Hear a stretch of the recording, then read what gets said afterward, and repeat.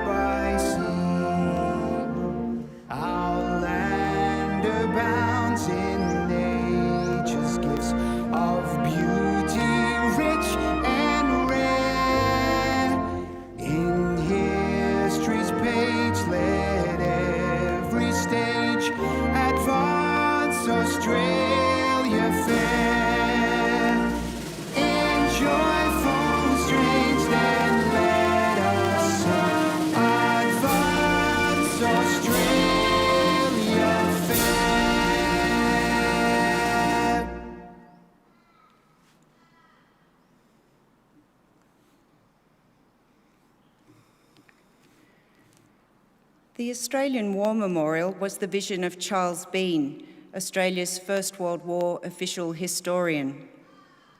Bean landed with the Australian troops on Gallipoli and stayed with them at the front through to the end of the war. The idea of this national memorial and museum came to him at Pozières, France, in the depths of the bloody fighting of 1916. Bean's idea was that this would be a place where families and friends could mourn loved ones buried in faraway places. It would also be a place that could help all Australians understand what these men and women had endured and what they had done for us. Bean's vision, to which we remain true, is best expressed as inscribed in the entrance to the memorial's galleries. Here is their spirit, in the heart of the land they loved, and here we guard the record which they themselves made.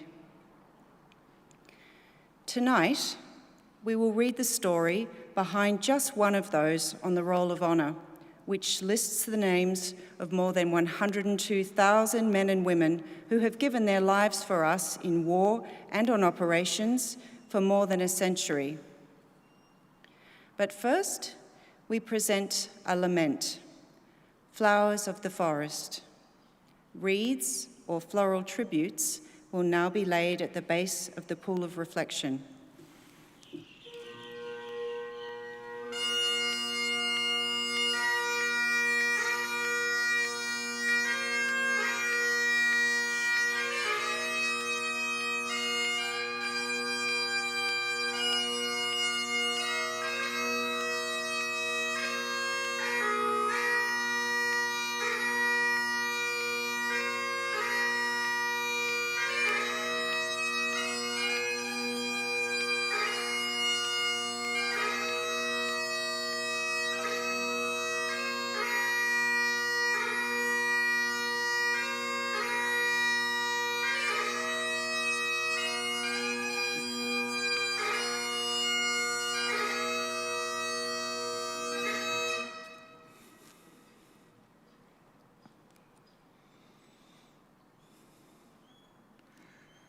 Today, we remember and pay tribute to Lance Corporal Arthur Thomas Elphick.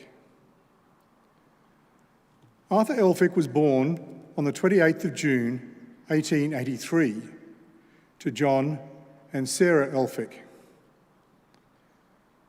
Born in Owen, a small town between Balaclava and Tarlee on the Adelaide Plains, when he was an infant, his family moved to Wallaroo on the Spencer Gulf, where he grew up. He was educated at the Sisters of St. Joseph's School at Wallaroo and went on to work as a plasterer. Arthur's father died of consumption when he was 9 years old, and Arthur grew up to be his widowed mother's sole means of support. He was described as a man of fine physique and popular locally, highly esteemed by his many friends in Wallaroo. Arthur Elphick took an interest in military matters from a young age, serving 9 or 10 years in his local citizens' militia regiment. Elphick was known as one of the crack rifle shots in his company. He was reportedly desperate to enlist for service during the Boer War, but given he was just 16 years old when the first South Australian contingent left for service in South Africa, and already his mother's sole support, she refused to give her consent. When war broke out in August 1914, Arthur Elphick was 31 years old and very quick to enlist in the Australian Imperial Force. Although well past the minimum age of enlistment, a newspaper noted his enlistment was done with his mother's consent. He became one of the South Australian members of the 16th Battalion, 3/4 of which came from Western Australia. The two cohorts met in Victoria, where they trained together and sailed for active service overseas just before Christmas 1914. The 16th Battalion arrived in Egypt in February 1915. They continued training in the Egyptian desert for some weeks before moving to the island of Lemnos in April. On the 25th of April 1915, the 16th Battalion sailed from Lemnos in splendid weather. As they approached the Gallipoli Peninsula, the men could hear the guns firing in the distance. They disembarked in the early hours of the 26th, joining the men who had been at the forefront of the dawn landing on the heights above the beach over the following days. On the 3rd of May 1915, Private Arthur Elphick was shot in the right buttock. Exactly how he sustained this wound was not recorded. He may have been a member of a party from the 16th Battalion that was sent to extend their line around the area of Fisherman's Hut that day. He was badly wounded and probably had to be carried to the beach. From there, he was taken to the hospital ship Gascon, bound for hospital in Egypt. Private Arthur Elphick never reached Egypt. He died of his wounds on board the Gascon on the 6th of May 1915. With no means of safely transporting bodies back to Egypt for burial, the crew of the Gascon buried Private Elphick at sea. Today, Sarah Elphick's only son is commemorated on the Lone Pine Memorial on the heights above Anzac Cove. At war, for less than a year, he was 31 years old. His name is listed on the Roll of Honour on my right, among almost 62,000 Australians who died while serving in the First World War. A photograph of his name listed on the Lone Pine Memorial is displayed today beside the pool of reflection. This is but one of the many stories of service and sacrifice told here at the Australian War Memorial. We now remember Lance Corporal Arthur Thomas Elphick, who gave his life for us, for our freedoms, and in the hope of a better world.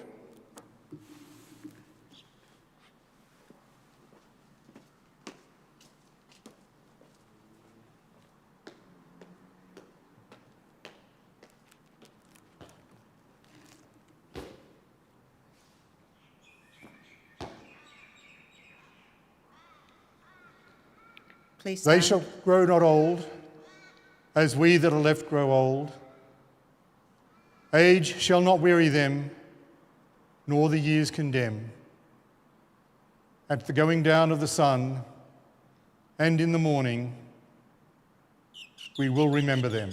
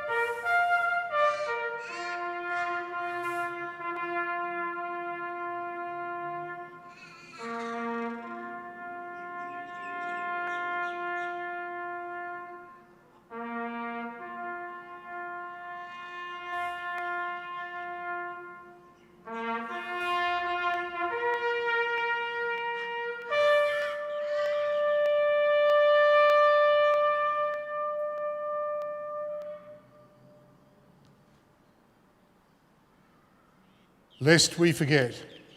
Lest we forget.